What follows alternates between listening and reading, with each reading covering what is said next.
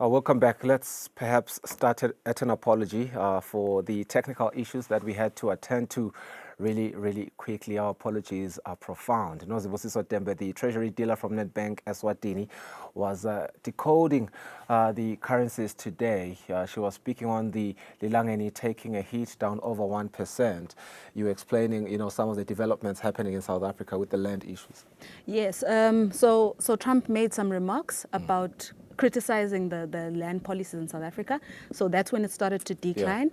Yeah. But even today, even when we opened on Monday, it was continuing to be weak because of the jitters around the budget speech, which was postponed to today, which is currently happening actually as we speak. And the expectation by the market was that there was going to be an amendment in the VAT increase that was expected from 2%. And indeed, people are probably watching now the budget speech, and VAT has been increased only by 0.5% to 15.5% instead. Okay. Let's talk about the cost of a weaker currency. Winners and losers, so to speak. Great news for exporters, of course. A headache for importers, though. Should businesses be bracing for rising costs here? Honestly, it's difficult to tell with markets because right now we might be suffering because of the budget speech, but tomorrow something else could happen. But right now, the rand has shown no reaction to the budget speech. It's currently still trading at around 18.3637, which it's been the whole day. Okay, gold continues to be charming. It's glittering. Safe haven or just hype. I'm seeing here it's inching up, holding steady at just 2.9 per ounce. That is in US dollars. Is this a classic fight for safety, or are there deeper forces at play here? So obviously gold is a safe haven, as you've indicated, but right now the market is sort of bracing itself for US inflation figures, which are going to be printed this afternoon. So gold is currently trading at $2,915.3 per ounce, and we also have Brent crude trading at $72.65 per barrel.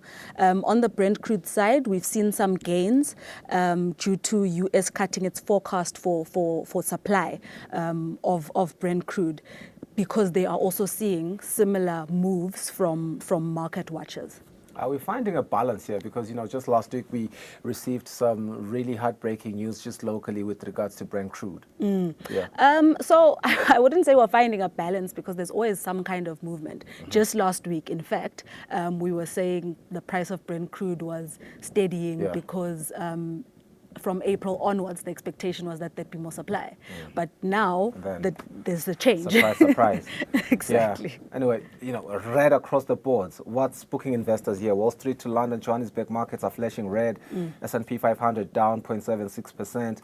FTSE sliding 1.21%. And even the JSE All Share Index is in the red. What's got investors running scared? So with all of these indices, what's affecting them the most is the US's tariff policies.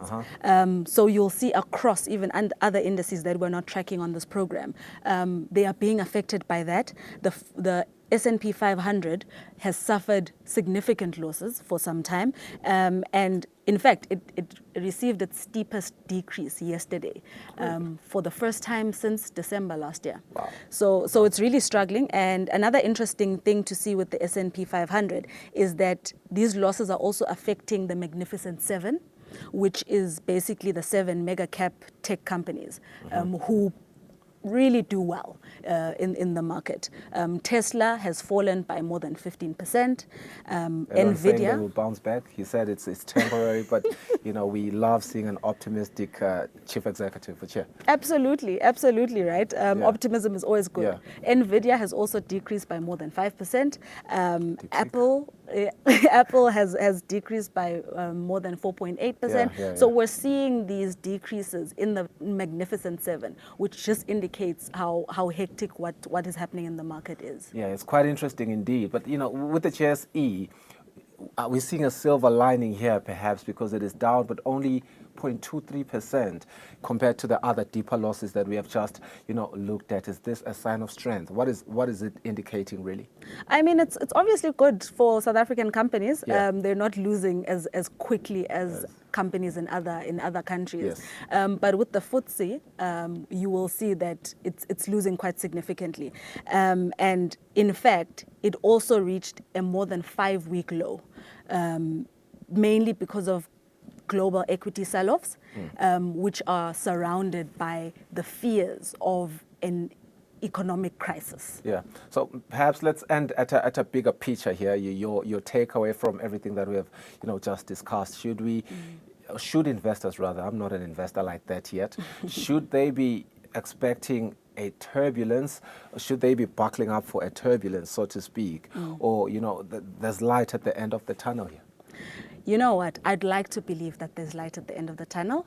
It has been a turbulent couple of weeks. I think since President Donald Trump took office, it's been turbulence. Yeah. But even he indicated in his speech in Congress that we just have to brace ourselves, and eventually it'll all work out. So I'd like to believe that All right. there'll be. So the takeaway from Zibo is indeed a glass half full perspective, especially for investors. It's pretty much for us as well, because we are affected by some of these numbers. I mean, Brent crude numbers that she has, rightfully decoded today. So it's a glass half full perspective as the days go by. Thank you so much for staying with us.